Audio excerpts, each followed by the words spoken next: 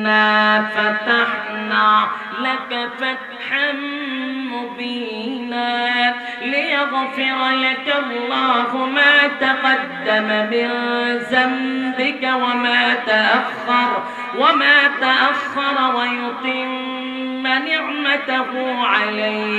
ويتم نعمته عليك ويهديك صراطا مستقيما وينصرك الله نصرا عزيزا هو الذي أنزل السكينة في قلوب المؤمنين ليزدادوا إيمانا مع إيمانهم ولله جنود السماوات والأرض وكان الله عليما حكيما কোটি টাকার গাড়ি ছাড়া তুমি না খাইয়া নিয়ে দিয়েছে বাবার দরবারে বাবা তো খাইছে না খাইছে বাবার বাবা কথা হয় না আর কোনদিন আপনার বুঝিব ওলিরা সঠিক ওলিরা এদেশে বন্ডামি করে যায় না ওলিরা এদেশে ইসলাম প্রচার করে গেছে বলো না ওলিরা কি করছে ইসলাম প্রচার করছে আজকে ওলির নাম বাংলায় বন্ডরা ব্যবসা করে যাচ্ছে কথা কোন বাস্তব না বাস্তব গাইবি মাজারিতে জায়গা বলে আসেনি বন্ডামি কথা হয় না ওহি দেখা যায় বন্ড বাবার মাজার নামের কারখানা ওই দেখা যায় বন্ড বাবার মাজার নামের কারখানা বুকা সুকা মানুষ দইরা বুকা সুকা মানুষ দইরা পুঞ্জি চারা মাল কামায় ওই দেখা যায় বন্ড বাবার মাজার নামের কারখানা বাস্তব না বাস্তব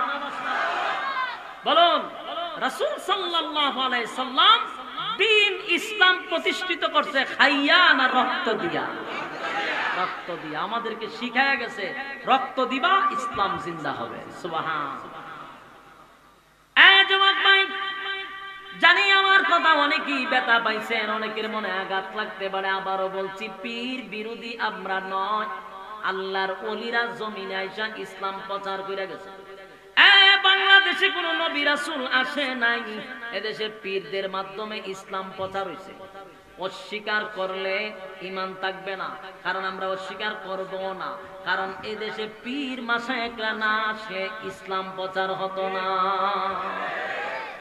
ফিররা তো সঠিক কিন্তু ফিররে বাংলায় খাইতেছ আমরা বাস্তব না বাস্তব যুবক ভাই কিন্তু মূলত আমাদের উদ্দেশ্য থাকতে হবে ইসলাম প্রচার কি কথা হয় না ওলিরাও ইসলাম প্রচার করছে আমরাও ইসলাম প্রচার করব কিন্তু শরীয়তের ভিতরে কথা হয় না রাসূলের সুন্নাহ আল্লাহর হুকুম দুটোর সমন্বয়ে ইসলাম প্রচার করতে হবে ব্যক্তিগত মন গড়া করা যাবে না যারে পীর মানব যারে উস্তাদ মানব তার যোগ্যতা থাকতে হবে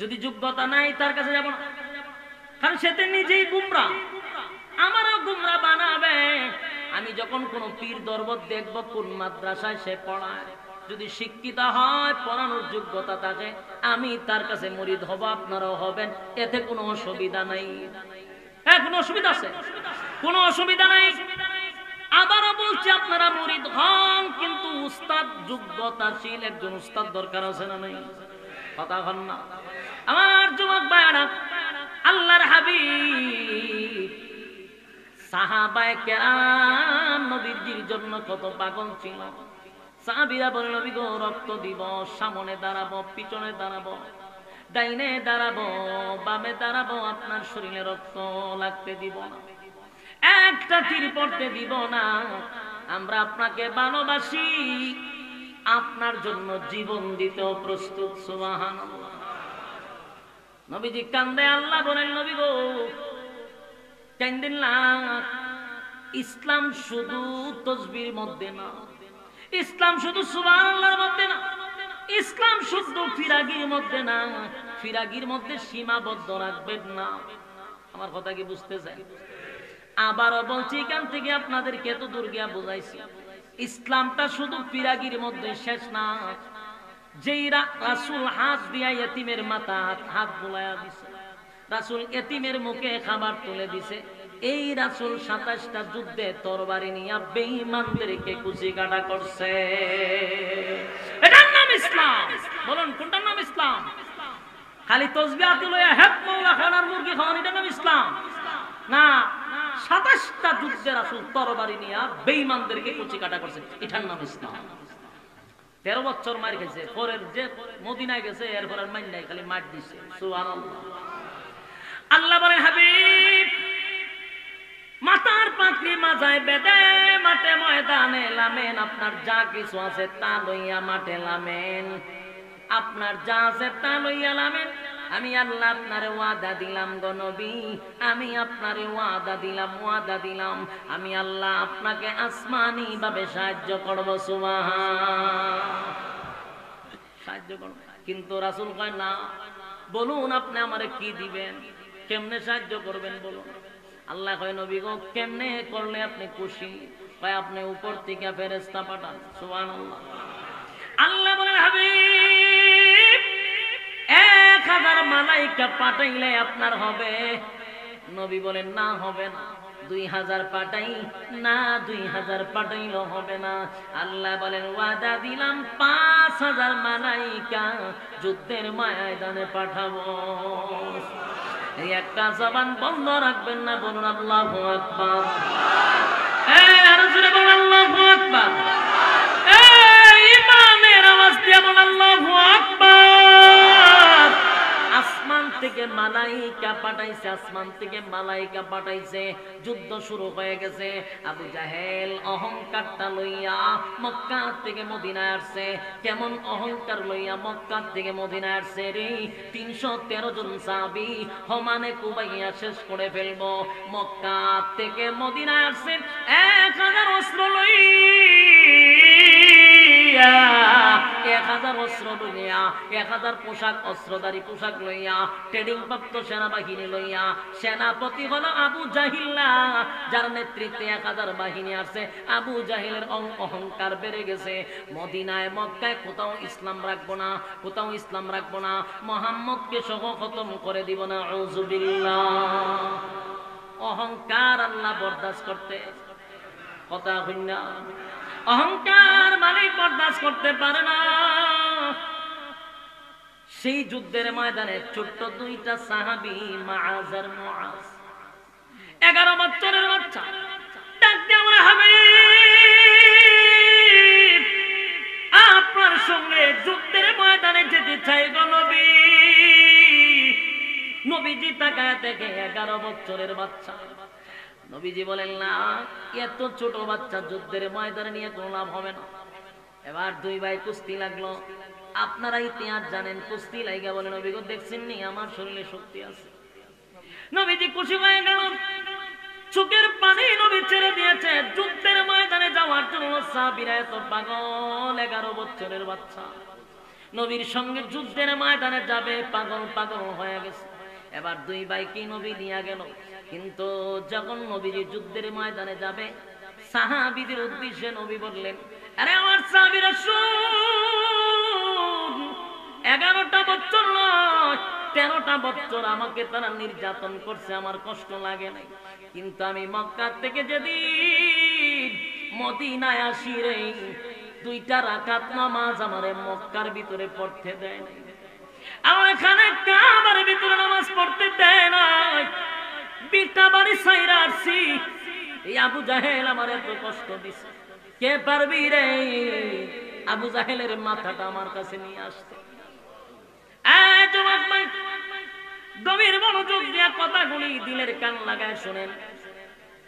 আবারও বলছি, মনোযোগ দিয়া শুনেন। নবীজি রাগান্বিত হইয়া বলেন, আবু জাহেলের মাথা কেনে দিতে পারবে? সাহাবীরা প্রস্তুতি নিল।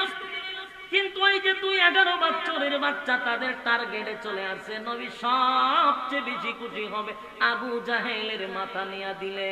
2 ভাই প্রতিজ্ঞা করছে, আমরা 2 ভাই আবু জাহেলের মাথা নিব। অথচ এখানে উমর আছে, সবচেয়ে ভিআইপি সাহাবীদের মধ্যে যোদ্ধা সাহাবীরা অনেকে উপস্থিত, আমির হামজা সহ সব বড় বড় সাহাবীরা উপস্থিত। তারাও এখনো টার্গেট নেয় না, কারণ আবু জাহেল সাধারণ কোন সৈনিক না, সবার সেনাপতি, এবং সে কিন্তু খুব সুঠাম দেহের অধিকারী। কয়েকজনকে আবু জাহেল একাই রাখতে পারে এমন ক্ষমতা আবু জাহেল। কিন্তু 11 বছরের বাচ্চা দুইজন, তারা দুইজন মাঠে লাইমা খালি টার্গেট হলো আবু জাহেল। বলুন টার্গেট কে? এই দুই বাচ্চা গিয়া জিগায় আবু জাহেল কোনটা? অন্যরা কয় বেড়া আবু জাহেল তো যুদ্ধের ময়দান আছে, এরারে মানুষের দেয় দমক। হয় আবু জাহেল কোনটা? ওই যে সবচেয়ে সুন্দর আর লম্বা, এটাই আবু জাহেল। গর্দানটা দেখো অনেক বড়। দুই ভাই হয়েছে, আর কিছু লাগতো না। হ্যাঁ, এরা যুদ্ধ করতেছে, আর এই দুই ভাই কোন রকম চিপা এরা মানুষে মারেও না, কারণ শুধু তো এই দেখলে সেটা দে অন্যদের মারামারি শুরু হয়েছে। আর এক ছোট মানুষ চিপা চাপা দিয়া ঢুকতেছে, ঢুকতে আবু জাহেলের গুড়া পর্যন্ত গেছে। আবু জাহেল প্রথম কিন্তু এরা ঠিকই দেখছে, দিকে এতটা গুরুত্ব দিচ্ছে না। আরো টিটকারি কথা, মোহাম্মদ কি পরিমাণে তিন মিসকিন হয়েছে, যুদ্ধ করার সৈনিক পাইছে না, বাচ্চা বাচ্চারে ফাটাইছে। কাগে বললাম মোহাম্মদের বুদ্ধি শুদ্ধি কম, এই বাচ্চাগুলি কেমন যুদ্ধের ভিতরে ফাটাইল? টিটকারি মস্কারি করতেছে। এত গুড়ার উপরে ছোট ভাই দুইটা নিচে, এটা গুড়ার আডের মধ্যে বেরোতে থাকে। এক ভাই কি করছে, তরবারি দিয়ে গুড়ার ফায়ের মধ্যে মারছে খুব। গুড়ার ফায়ে যখন খুব মারছে, আবু জাহেল কি বসা থাকবে না, হয়ে যাব। যেই মাত্র গুড়ার থেকে উইলটা ফোরছে, ফোরা মাত্র আরেকবার ডাইরেক্ট গর্দনাত মেরে দিচ্ছে। আল্লাহু আকবার। এক সেকেন্ড দেরি করলে সমস্যা। কিন্তু আবু জাহেল তো ট্রেনিং পাচ্ছে, সেনাপতি। ওই যে ফরবার সময় তরবারি ঘুরাইছি, এক ভাইয়ের হাত কেটে গেছে। এক ভাইয়ের হাত কেটে সামরার মধ্যে ঝুল্লা রয়েছে। কিন্তু হাত কাটার সাথে সাথে তরবারি আর হাত লই ওই ডাইরেক্ট গর্দনা, দেরি নাই, গর্দনা দিতি, গর্দনা শেষ। সুবহানাল্লাহ। অথচ সবচেয়ে বড় যোদ্ধা 1000-এর মধ্যে এই আবু জাহেল মারল মাত্র 11 বছরের বাচ্চা। ওই যে অহংকার নিয়ে ঢুকছি, আল্লাহ কয় তোরে বড় কোন সৈনিক দিয়ে মারবো না, লজ্জাজনক মৃত্যু তোকে দিব, 11 বছরের বাচ্চা দিয়ে তোর গর্দান কাটছি। সুবহানাল্লাহ।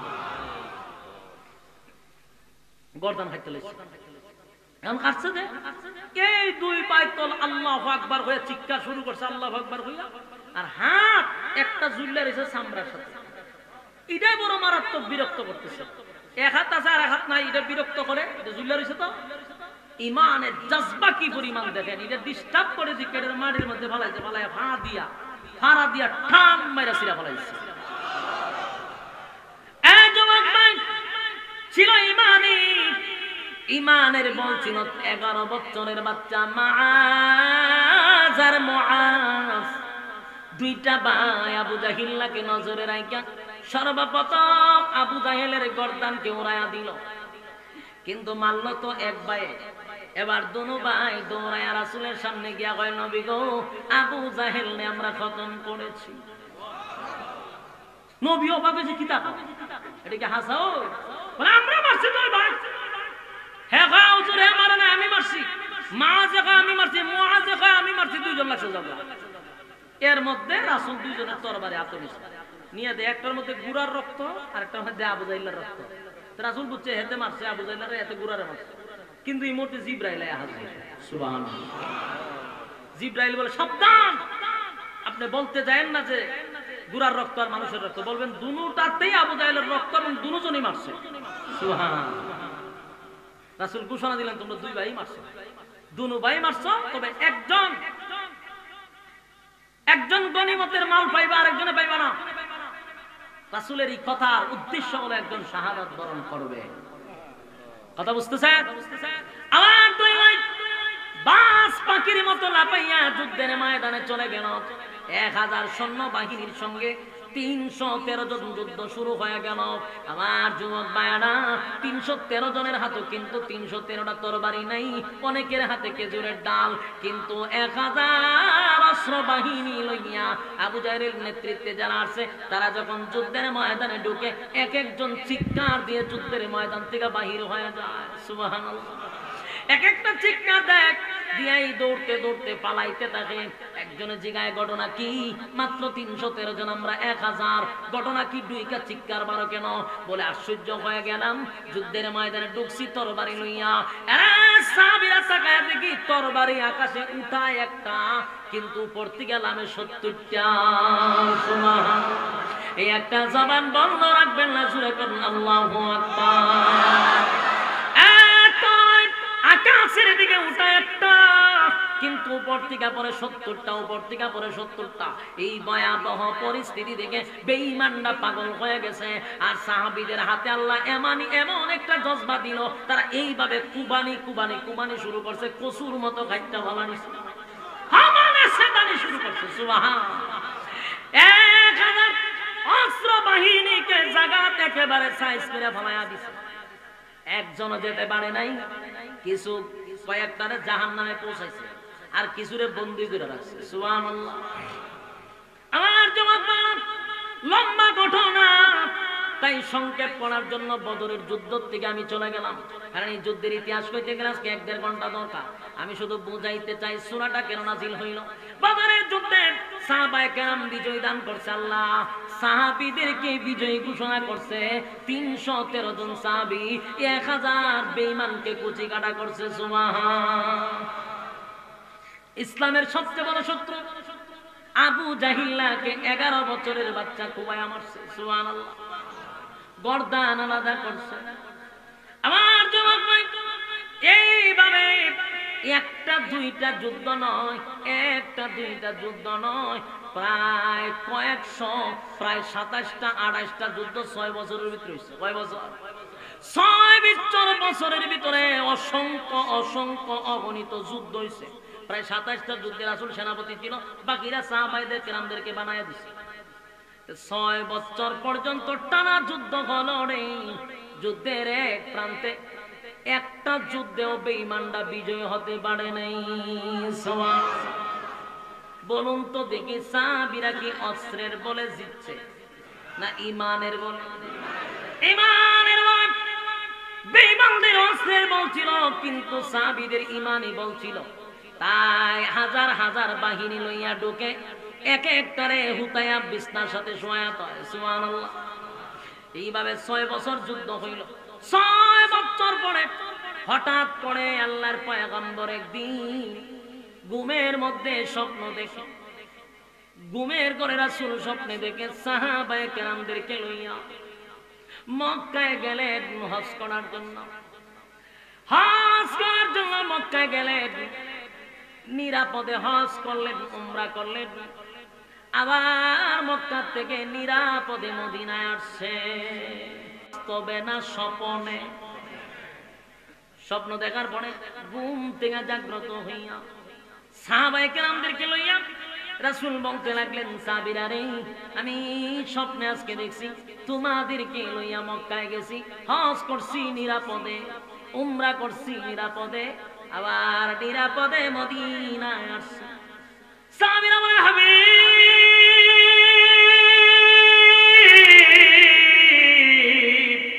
আপনার স্বপ্ন তো স্বপ্ন নয়, আপনার স্বপ্নটা হলো ওহী, আপনার স্বপ্ন বাস্তব। আমরা আপনার স্বপ্ন শুনিয়া আমরা এখন উদ্দেশ্য নিছি আপনার সঙ্গে আমরা মক্কায় যাব। কোথায় যাব? মক্কায় যাব কি করার জন্য? হজ করার জন্য। কথা বুঝতেছেন? মূল আয়াত কেন নাযিল হইছে এই ঘটনা দিয়ে আমি আসছে, কিন্তু আমি দেখলাম বহু মুনাফিক হইয়া মানুষ বাড়িতে যাইতেছে। কি হইয়া যাইতেছে? কথা দিয়ে কই আসতে ঘটনা কিটা? আমি যারা ওয়াদা করে বসাইলাম কইল যাইতো না, কিন্তু এখন দেখলো যে কিতা হইয়া যায়। আরো জোরে কই, আরো জোরে। আল্লাহ মাফ করুক, এরা হয় আমি 5-10 মিনিট বইলে কি আপনারা কি মির্কি বেমারা ধরবো নি? আপনারা যে কষ্ট আমার বেশি হইতেছে। 5-10 মিনিট বসেন, লড়াচড়া করেন। এই জন্য এইসব মাহফিল গুলাতে 9টা অথবা 8:30টায় তুল্লা দিলে, কারণ আমাদের মাহফিল গুলার শ্রোতা আসে অনেক দূর থেকে, অনেক দূর থেকে লোক আসে। চিন্তা করে রাত 12টা বাজে আমরা বাড়ির যাবো কেমন, তখনই মানুষ উঠাউঠি শুরু করে। তাহলে একটা মানুষ উঠার কথা না, কিন্তু দূর দূরান্ত থেকে মানুষগুলি আসে। গভীর রাত হয়ে গেলে আর বসতে চাইলেও পারে না, এটা আমরা বুঝি। এই জন্য এত দূর আনলে পরে আপনারা তাড়াতাড়ি বসায় দিবেন, শ্রোতা দূর থেকে আসে, এটাই স্বাভাবিক। শহর থেকে অনেক শ্রোতা আসছে, আরো দূর দূরান্ত থেকে আসছে, ওই তাহেরপুর থেকে দেখছি লুকাইছে। আপনারা কি বুঝতেছেন? দূর থেকে আসে না, তেরা যাইতো কেমনে? এই জন্য আমাদের বয়ান শেষ হওয়ার কথা 10:30টায়, তাহলে আপনারা মাঠটা জমজমাট পাইবেন। ভুল করেন, আপনাদের অনেকে ভুল করেন। আচ্ছা 10 মিনিট বসেন, বলুন রাসূল স্বপ্নে দেখলো না বাস্তবে দেখলো? হ্যাঁ, স্বপ্নে। কি দেখছে? সাহাবীদেরকে লইয়া গেছে মক্কায় হজ করার জন্য, ওখান থেকে নিরাপদে মদিনায় আসছে। সাহাবীরা কয় হুজুর 6টা বছর ধইরা আমরা মদিনায় আসছি, বিটা বাড়ি ছেড়ে এলাম, মা বাপ ছেড়ে এলাম, আত্মীয় স্বজন ছেড়ে এলাম, একটা বারের জন্য মক্কায় যেতে পারলাম না, আর খানায় কাবা জিয়ারত করতে পারলাম না। আমরার বড় আফসোস, আপনি যেহেতু স্বপ্ন দেখতে লইছেন, চলেন আমরা হজ করতে যাব। কত বছর পরে? 6 বছর পরে। সাহাবীদের আবদারের কারণে রাসূল বলল তো লোক আমরা যাই। প্রায় 1400 সাহাবী, 1400 সাহাবী মক্কায় যাওয়ার জন্য প্রস্তুত নিছে। বেড়া বকরি যা টা আছে সব লইয়া গেছে মক্কায় হজ করার জন্য। মক্কায় গেছে 500 কিলোমিটার দৌড়াইয়া গিয়া, মক্কা থেকে 19 কিলোমিটার দূরে একটা জায়গার নাম হলো হুদাইবিয়া। সেখানে রাসূল তাঁবু টাঙাইছে, অবস্থান করছে। কিন্তু এই গোয়েন্দা বাহিনী খবর পৌঁছাইছে মক্কায় আবু সুফিয়ানের কাছে যে আব্দুল্লাহর পুত্র মুহাম্মদ মক্কা দখল করার জন্য সে যুদ্ধের জন্য প্রস্তুতি নিছে, তার বাহিনী নিয়ে হুদাইবিয়া পর্যন্ত এসে পড়ছে। নাউজুবিল্লাহ। বলুন রাসূল কি যুদ্ধ করতে আসছে না হজ করতে আসছে? কিন্তু গোয়েন্দা কি জানাইলো? মক্কা দখল করতে আসছে। এখন আর রাসূলকে মক্কায় ঢুকতে দেয় না। এবার আল্লাহর হাবিব একজন দূত পাঠাইলেন, হযরত উসমান রাদিয়াল্লাহু তাআলা আনহুকে পাঠাইলেন মক্কার ভিতরে। উসমানের সঙ্গে তাদের ভালো সম্পর্ক ব্যবসা বাণিজ্যের কারণে। উসমান গিয়া বলেন, এ মক্কার লিডাররা শুনো, আমরা কিন্তু যুদ্ধ করতে আসি নাই, আসছি হজ উমরা করার জন্য। আমাদেরকে হজ করতে দাও, আমরা নিরাপদে মদিনায় চলে যাব। মক্কার মানুষ হযরত উসমানকে তারা বন্দী করে ফেলল। 3 দিন হয়ে গেল রে, হুদাইবিয়ার মধ্যে না হযরত উসমান নাই। খবর হয়ে গেল হাবিবে কিবরিয়ার কাছে পৌঁছে গেছে, নবী গো আপনার উসমানকে তারা হত্যা করছে। নাউজুবিল্লাহ। কি করছে? আল্লাহ যাওই গেছে গেছে, আবার যেটি বইয়ের সিটি মুর্দা। কি করছে? আপনার সামনে ওয়াজ করেন থেকে ময়মনসিংহের মানুষের ওয়াজ করেন আরো মজা। ময়মনসিংহের থেকে হারা। হ্যাঁ বলুন কি করছে? বন্দী করছে, কিন্তু খবর আসছে নবী গো আপনার উসমানকে তারা হত্যা করছে। যেই কালি কইছে হত্যা করছে, নবীর চেহারার রং পরিবর্তন হয়ে গেছে। চেহারার রং পরিবর্তন হয়ে গেছে, শরীরের রং পরিবর্তন হয়ে গেছে, মেজাজ গরম হয়ে গেছে। সাথে সাথে রাসূল লাফ দিয়ে দাঁড়ায় গেছে। হজ উমরা হলো পরের বিষয়, আগে আমার সঙ্গে হাত মিলা। যারা আমার উসমানকে হত্যা করছে রে, আমি নবী তাদের রক্তের প্রতিশোধ না লইয়া মদিনায় যাব না। সব সময় কি রাসূল নরম ছিল? কথা বলেন না দি, সব সময় সুবহানাল্লাহ বলছে। হাবিবে কিবরিয়া বলেন উসমানের রক্তের প্রতিশোধ না লইয়া মদিনায় যাব না। মেজাজ গরম হয়ে গেছে, বায়াত হইছে। সাহাবীরা কত হাত মিলাইলাম আপনার সঙ্গে, এটারে কয় বায়াত, এটারে কি তা? আর আমাদের দেশের বায়াত হইলো চাইলে ডাইলে খিচুড়ি। বায়াত গ্রহণ করছে কিসের জন্য? রক্ত দেওয়ার জন্য। কিসের জন্য? বায়াত। সাহাবায়ে কেরাম বলেন হাবিব উসমানের রক্তের প্রতিশোধ নিব। এবার প্রস্তুতি নিলেন। এর ভিতরে মক্কায় খবর হয়ে গেছে আবু সুফিয়ান রে, আব্দুল্লাহর পুত্র মুহাম্মদের কানে খবর গেছে উসমানকে হত্যা করছো, তাই প্রস্তুত হয়ে গেছে যুদ্ধের জন্য। আবু সুফিয়ান সর্বনাশ সর্বনাশ, 6 বছর নাই খেয়েছে। যদি আবার লাগে তো হমানে বাড়ি ঘুরে ফিরে যাবে। তাড়াতাড়ি উসমানটা ছেড়ে দিচ্ছে। উসমান রাদিয়াল্লাহু তাআলা হুদাইবিয়া দাঁড়াইছে। দাঁড়াইতেই রাসূলের চেহারার পরিবর্তন হয়ে গেছে। রাসূল মনে করছিল আসছে বুঝি কিতার লাগিয়া হত্যা করছে, কিন্তু এখন যে হত্যা করে নাই, তাহলে যুদ্ধ করার দরকার আছে। রাসূল কি যুদ্ধ করতে আসছে? হত্যা কর। আপনারা সামনে ওয়াজ করেন কেন? হ্যাঁ হত্যা করছেনি? তাহলে রাসূল যে বায়াত গ্রহণ করলো রক্তের প্রতিশোধ নিব, এখান থেকে কি বুঝলে? রাসূল গায়েব জানতো? হ্যাঁ, কথা বলেন না। গায়েব যদি জানতো তাহলে উসমানকে হত্যা করলো না, বন্দী করে রাখলো। এই রাসূল তো তখন বায়াত গ্রহণ করে না, মূলত বন্দী করে রাখছে। কিন্তু রাসূলের কাছে খবর আছে ওনাকে হত্যা করছে, আর হত্যা কথা শুনেই রাসূল প্রস্তুত হয়েছে যুদ্ধ করার জন্য। তো গায়েব জানলে তো রাসূল নিজেই বলে দিত যে না, হত্যা করছে না। এর দ্বারা কি বুঝলে? রাসূল গায়েব জানতো।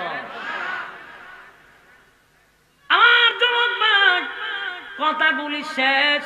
আপনার কাছে ওয়াজ করে কিন্তু আমার মজা লাগতেছে। সারা দেশ ওয়াজ করি, এমন মুসল্লি লইয়া ওয়াজ করলে বক্তার লাড়ি আতলন লাগবে, ভিড়ে ফেলবে। গুসা না উঠলো, গুসা উঠলো। আপনার গুতা দিলে কথা কোন 3 দিন পরে যে আপনারা হাসি দেন কেতুতানি দিলে, হ্যাঁ, এরকম সমস্যা তো মারাত্মক। এরকম ভাবনা গেলে, কিছুদিন আগে আমি ভাবনার থেকে আইছি, ভাবনা গেছি ওয়াজ করতাম। সিরাজগঞ্জের আমাদের গেলে এমন মুসল্লি এই যে লেপ বুটি দেন বইয়া চাইয়া থাকে, হুয়া পায় না, হাওয়া পায় না। ওয়াজ করতে এমন বিরক্ত লাগে, অসহ্য লাগে। যতক্ষণ সময় বয়ান করি খুব খারাপ লাগে। তা এটা তো হবিগঞ্জের আর সুনামগঞ্জ আর মৌলভীবাজার আর এগুলো তো এক বিভাগের মানুষ। আমরা আপনারা যদি খাসলত থাকে, তা আমি আবার ভাবনার মানুষের দোষারোপ করে তো লাভ নাই। এই দোষ দিয়ে আমার গোষ্ঠীর মধ্যে আছে। এলে একটা আওয়াজ দেন, একটা আওয়াজ দেন, বলুন রাসূল গায়েব জানতো।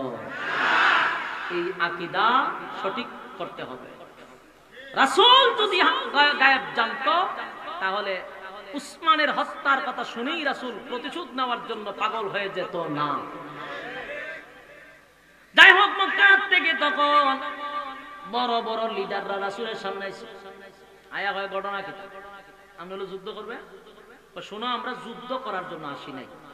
আমরা যে হজ করতাম, মক্কার বর্ডার খুলে দাও, আমরা মক্কায় যাব, তোমরা সাথে যুদ্ধ না, কিচ্ছু না, হজ করে আমরা চলে যাবো। যদি যুদ্ধ করেন, শোনো, 13 বছর মারছ, প্রতিশোধ নেওয়ার জন্য আসি নাই, আল্লাহর ঘর খানায় কাবা জিয়ারত করতে আসছি। এর ফরমিষ্ঠুর মক্কার মানুষ কয় হবে না। বদরের যুদ্ধে অনেক মায়ের মারছে আমাদের বাপসা ছাড়ারে, প্রতিশোধ আছে ভিতরে। আমরা মক্কায় ঢুকতে পারবা না, আর যদি ঢুকতে চাও চুক্তির মাধ্যমে। কিসের মাধ্যমে? চুক্তির মাধ্যমে ঢুকতে হবে। রাসূল কয় চুক্তিতে রাজি। চুক্তি হইল 10 বছরের চুক্তিনামা। কয় বছরের? কাগজ দিয়েছে 10 বছরের চুক্তিনামা। 10টা বছরের চুক্তিনামার মধ্যে আমরা যে যে চুক্তি দিব, এই চুক্তি মানলে হজ করতে পারবে। রাসূল কয় আমি রাজি। 1 নাম্বার হলো এই বছর হজ করতে পারবেন না। চিন্তা করেন কত খারাপের করে খারাপ হয়। এই বছর হজ করতে না, ইহরাম খুলে লাভ, খুলেন খুলেন কোনো কাম হইতো না। চিন্তা করেন 1400 সাহাবীর মধ্যে উমর কিন্তু আছে। শয়তান উমরে দেখলে ডরায়। উমরে তরবারি বাইর করে আর ঢোকায়, বাইর করে আর ঢোকায়। হুজুর অনুমতি দিন। এই জায়গার মধ্যে এরা এই বছর হজ করতে না।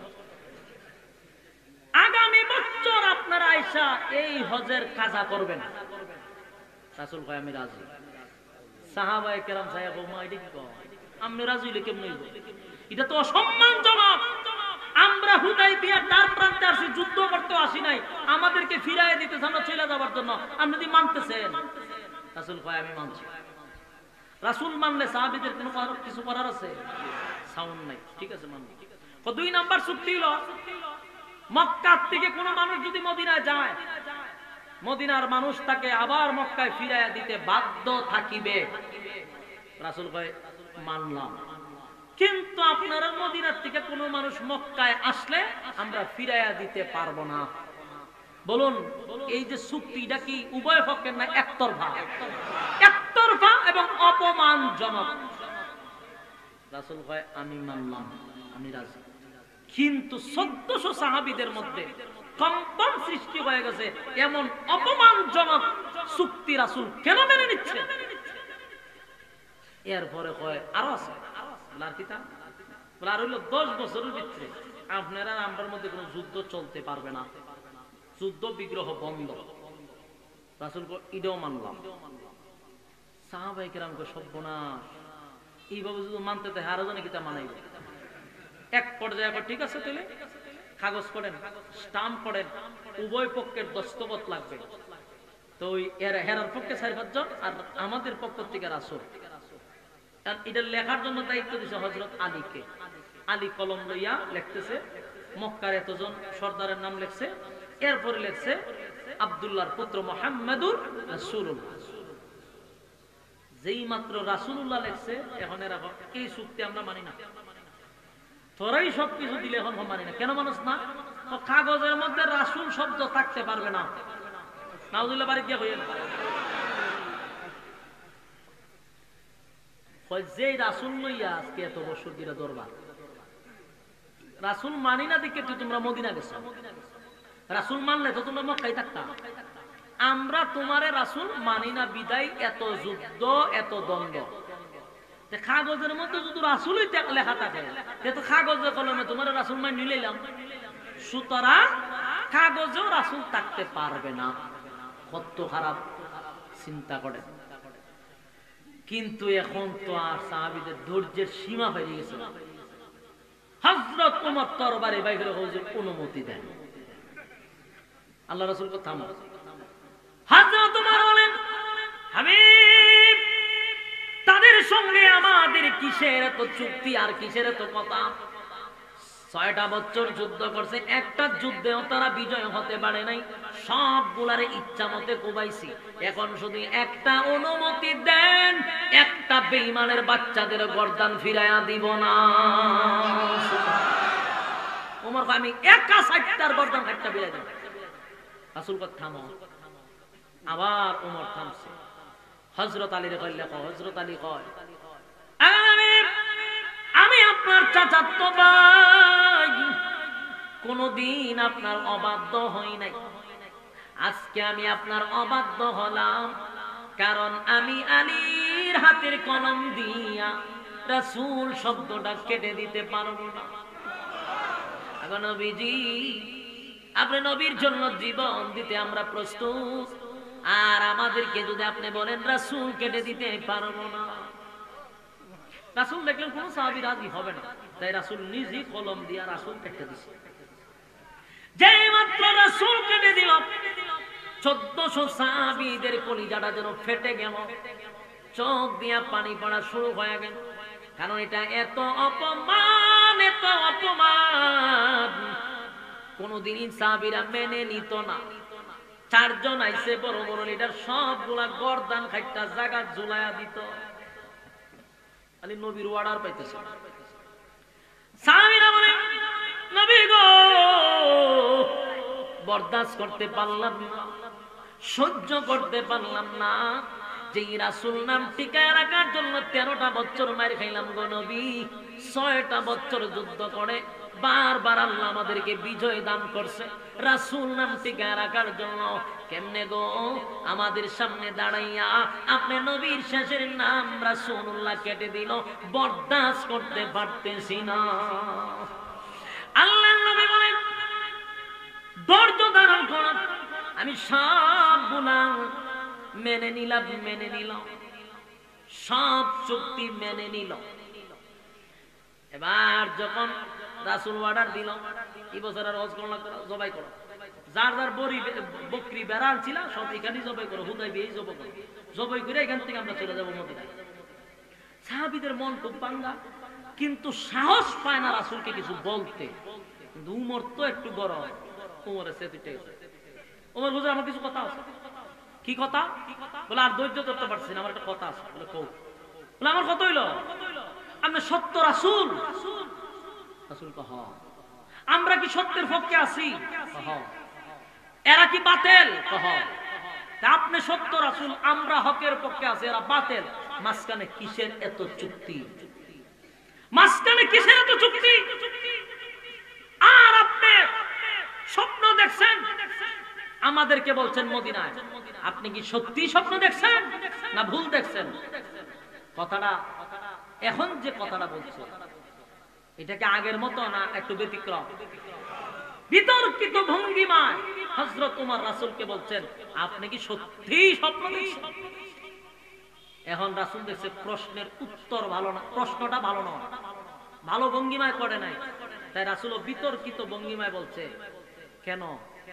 হতে আপনি তো স্বপ্নে দেখলেন নিরাপদে মদিনা থেকে মক্কায় হজ করতে আসছি, আবার মক্কার থেকে নিরাপদে মদিনায় গেছে, আপনার স্বপ্ন দেখছেন।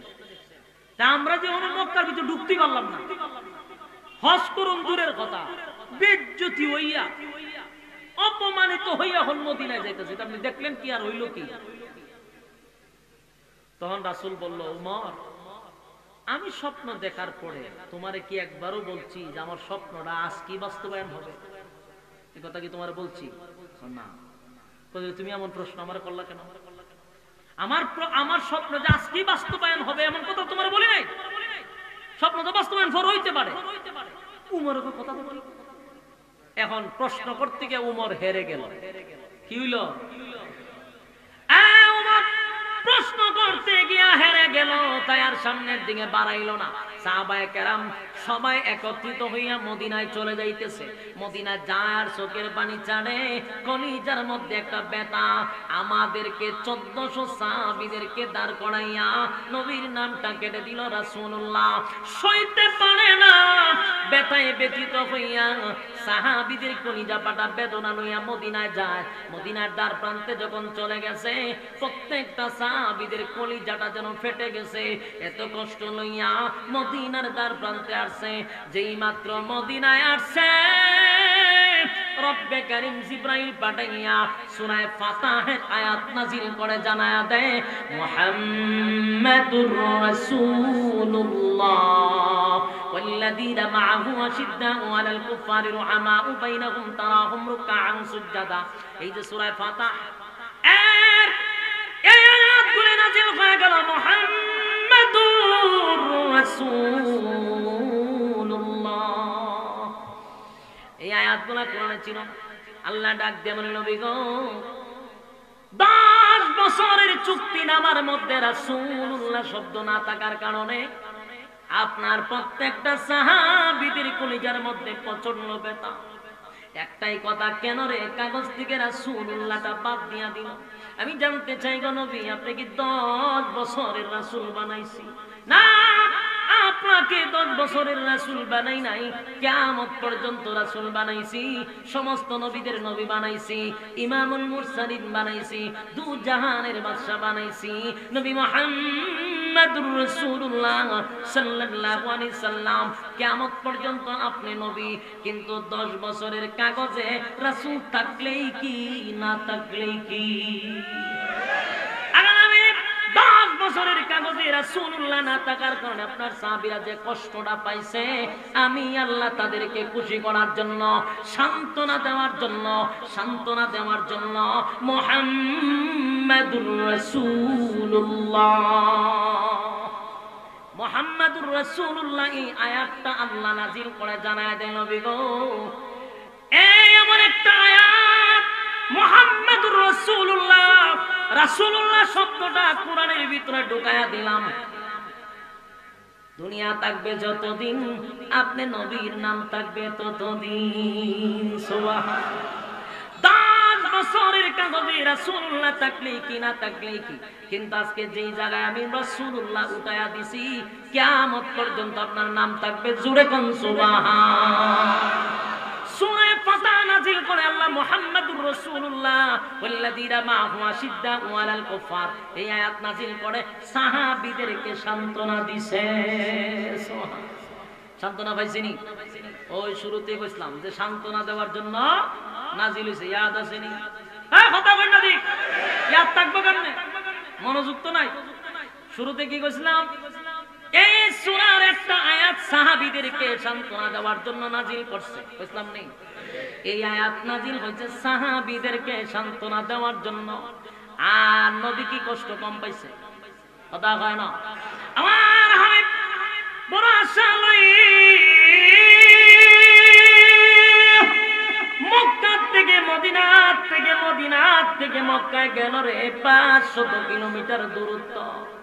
মনে বড় আশা ছিল খানে কাবাটা জিয়ারত করব, বিটা বাড়ি ছাইরা আসছিলাম একটু দেখব, 2টা রাকাত নামাজ পড়ব।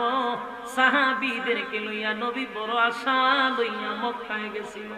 মক্কায় ঢুকতে দিল না, বলুন তো দেখি আমার নবীর কষ্ট লাগছে?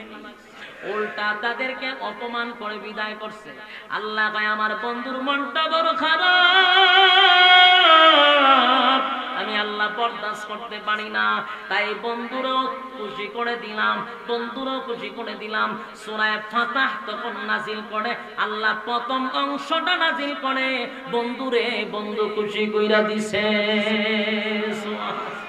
আল্লাহ জানা দেয় ইন্না ফাতাহনা লাকা ফাতহাম মুবিনা লিয়াগফিরা লাকা আল্লাহু মা তাকদ্দামা মিন যামবিকা ওয়া মা তাআখারা ওয়া ইউতিম্মা নি'মাতাহু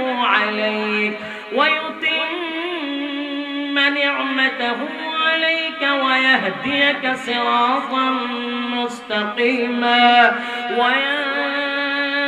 وينصرك الله نصرا عزيزا هو الذي أنزل السكينة في قلوب المؤمنين ليزدادوا إيمانا مع إيمانهم ولله جنود السماوات والأرض وكان الله عليما حكيما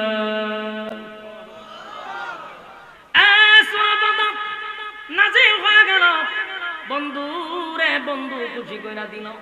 আর ইসলাম পাতা নাজিল করে রাসূলকে বলি নবী গো আল্লাহ আমি আল্লাহ আপনাকে জানায়া দিলাম ইন্না ফাতাহনা লাকা ফাতহাম মুবিনা, অবশ্যই অবশ্যই আপনাকে আমি প্রকাশ্যে বিজয় ঘোষণা দিলাম।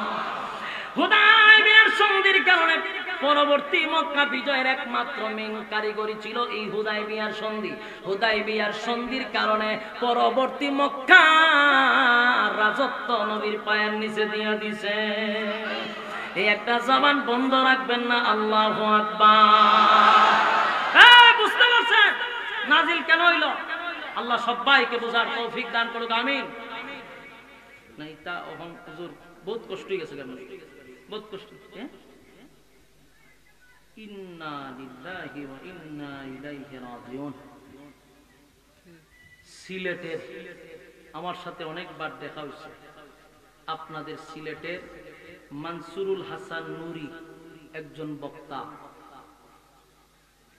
মানসুরুল হাসান নুরি আমাদের সিলেটের, আমার সাথে মৌলভীবাজার অনেক প্রোগ্রামে তার সাথে একসাথে বসে সাক্ষাৎ হয়েছে। এখনো মেসেঞ্জার আমার সাথে যে কথা অতীতে বলছিল, অনেকগুলা বয়স অনেকগুলা মেসেজ হয়তো বা এখনো রয়ে গেছে। অত্যন্ত ভালো মানের মানুষ ছিল। তার বাবাও একজন পীর সাহেব।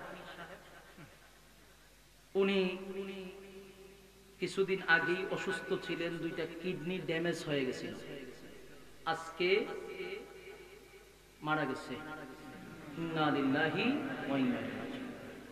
একেবারে তরুণ আমাদের বয়সী, দুনিয়ার থেকে চিরবিদায় হয়ে গেছে।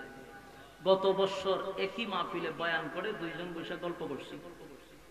মাঝে মধ্যে অনেক প্রোগ্রামের জন্য যে কথা বলতো মেসেঞ্জারে, এখনো তার বয়সগুলা হয়তো বা রয়ে গেছে আমার কাছে।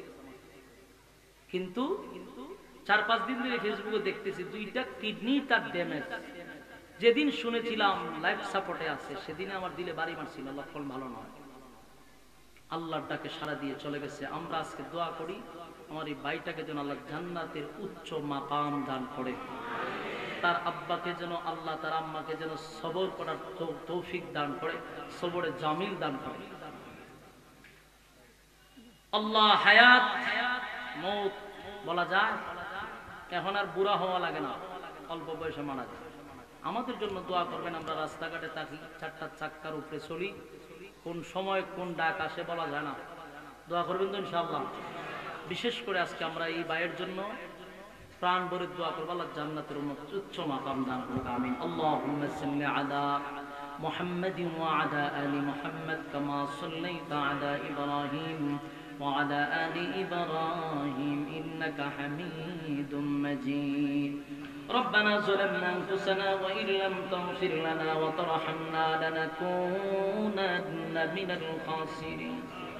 ربنا لا تزغ قلوبنا بعد إذ هديتنا وهب لنا من لدنك رحمة إنك أنت الوهاب يا أرحم الراحمين يا أرحم الراحمين يا حي يا قيوم الله يا حي يا قيوم الله রব্বুল আলামিন আল্লাহ গভীর রাত হয়ে গেছে নজুলে রহমতের সময় দোয়া কবুলের সময় আপনার মহব্বতের বান্দাদেরকে নিয়ে হাত বাড়াইছি সাদা সাদা দাড়ি মারা মুরব্বীরা আমার সঙ্গে হাত বাড়াইছে আল্লাহ ছোট ছোট মাসুম বাচ্চারা হাত বাড়াইছে তরুণ আমার যুবক ভাইয়েরা আমার সঙ্গে হাত বাড়াইছে পর্দার আড়ালের মা বোনেরাও হাত বাড়াইছে বিশেষ করে জাতির শ্রেষ্ঠ সন্তান হযরত উলামায়ে কেরামরা হাত বাড়াইছে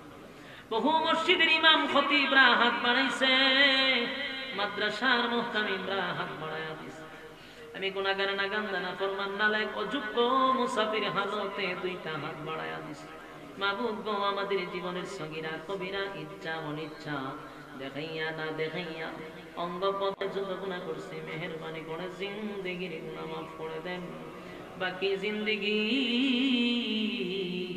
ইহদিনাস সিরাতাল মুস্তাকিম আল্লাহ সঠিক সরল রাস্তার উপরে চলার তৌফিক দেন আল্লাহ আমরা যারা হাত বাড়াইছি এই মুহূর্তে যা বললাম আর যা শুনলাম ভুল ত্রুটি আপনি মাফ করে দেন সওয়াবের হাদিয়া কোটি কোটি গুণ বাড়াইয়া আল্লাহ কোটি কোটি গুণ বাড়াইয়া বিশ্ব নবীর রওজা মুবারকে পৌঁছায়া দেন আল্লাহ সওয়াবের হাদিয়া বাবা আদম থেকে লইয়া আজকে পর্যন্ত মুমিন মুমিনাতের কবরে পৌঁছায়া দেন আমার ডাইনে বামে সামনে পিছনে সমস্ত গোরস্থানে সব পৌঁছায়া দেন আল্লাহ আমরা যারা হাত বানাইছি আমাদের পক্ষ থেকে দুরূদ ও সালাম নবীজির রওজা মুবারকে পৌঁছায়া দেন আল্লাহ গভীর রাত নজরুল রহমতের সময় আপনার বান্দারা মুনাজাত করে যাবে ওয়াদা করছিল ওয়াদা খারাপ করে নাই আল্লাহ আমি তো তাদেরকে বসায়া রাখছি মুনাজাত কইরা যাওয়ার জন্য কিন্তু আপনি খালি হাতে ফিরায় দিয়েন না আল্লাহ আমি বড় আশা কইরা তাদেরকে বসায়া রাখছি খালি হাতে ফিরায় দিয়েন না আল্লাহ প্রত্যেকের জীবনের সগীরা কবিরা ইচ্ছা অনিচ্ছা দেখাইয়া না দেখাইয়া অঙ্গ পতঙ্গর যত গুনাহ আছে মেহেরবানি করে মাফ কইরা দেন আল্লাহ বাকি জিন্দেগি ইহদিনাস সিরাতাল মুস্তাকিম সঠিক সরল রাস্তার উপরে চলার তৌফিক দেন যেমনে চললে আপনি খুশি ওইভাবে জীবনটাকে পরিচালনা করার তৌফিক দেন চলার পথে শয়তানের ওয়াসওয়াসার থেকে হেফাজত করেন দুশমনের দুশমনির থেকে হেফাজত করেন শত্রুতার শত্রুতামির থেকে হেফাজত করেন রব্বুল আলামিন এই মাহফিলটা করছে মাদ্রাসাকে কেন্দ্র করে আল্লাহ মাদ্রাসাকে কেন্দ্র করে মাহফিলটার আয়োজন করছে এই মাহফিলটা করতে গিয়ে যারা টাকা দিয়া পয়সা দিয়া বুদ্ধি দিয়া শ্রম দিয়া রান্না বান্না কইরা খাওয়াইয়া যে যেমনে পারছে মাহফিলটার জন্য অক্লান্ত পরিশ্রম করছে আল্লাহ প্রত্যেকের ব্যবসা বাণিজ্য বরকত দাও প্রত্যেকের খামাই রোজগারে বরকত দাও দুনিয়া আখিরাতের সম্মান দাও বাচ্চা কাচ্চা জিন্দার বানায়া দাও মাদ্রাসার যত জরুরত আছে আপনার গায়বী খাজানাতে পুরা করে দাও রব্বুল আলামিন দরখাস্ত আপনার দরবারে আল্লাহ কত মানুষ দুনিয়া থেকে বিদায় হয়ে যাচ্ছে কার কোন সময় ডাক আসে কেউ জানে না আল্লাহ আমাদের সহপাঠী আমার এক ভাই আলুচ্চ দুনিয়া থেকে চিরবিদায় নিয়ে চলে গেছে আল্লাহ আজকে সে দুনিয়ায় নাই আগামী কালকে আমরা থাকবো না কেউ এই পৃথিবীতে থাকতে পারলো না কেউ থাকতে পারলো না আমরাও থাকতে পারবো না বিদায় হয়ে যাব রে ভাগি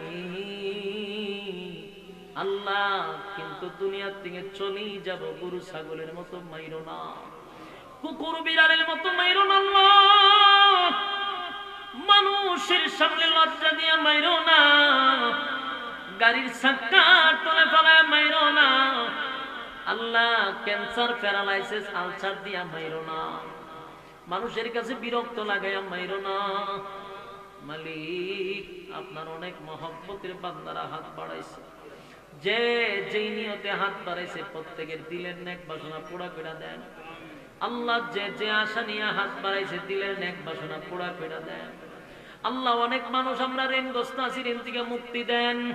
অসুস্থ আছি, শিফায়ে কামেলা আজলা দান করেন।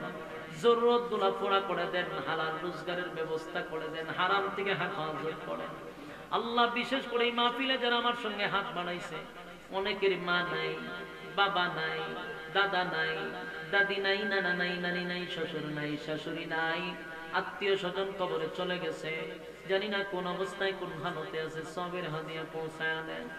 বিশেষ করে আমাদের আব্বা আম্মা যারা দুনিয়ায় নাই, কবরটারে জান্নাতের উচ্চ মাকাম দাও আল্লাহ। কবরে আযাব দিও না, মা বাবারে মাফ করে দাও আল্লাহ। যারা দুনিয়ায় বেঁচে আছে হায়াতে তাইয়্যিবা দান করো, হায়াতের মধ্যে বরকত দাও। শেষ দরখাস্ত, যা বললাম যা শুনলাম নবীজির জুতার দুলার বরকতে দুয়ারে কবুল করে নাও। নবীজির জুতার দুলার বরকতে দুয়ারে কবুল করে নাও। সুবহান রাব্বিকা রাব্বিল ইজ্জাতি আম্মা ইয়াসিফুন ওয়া সালামুন আলাল মুরসালিন ওয়ালহামদুলিল্লাহি রাব্বিল আলামিন।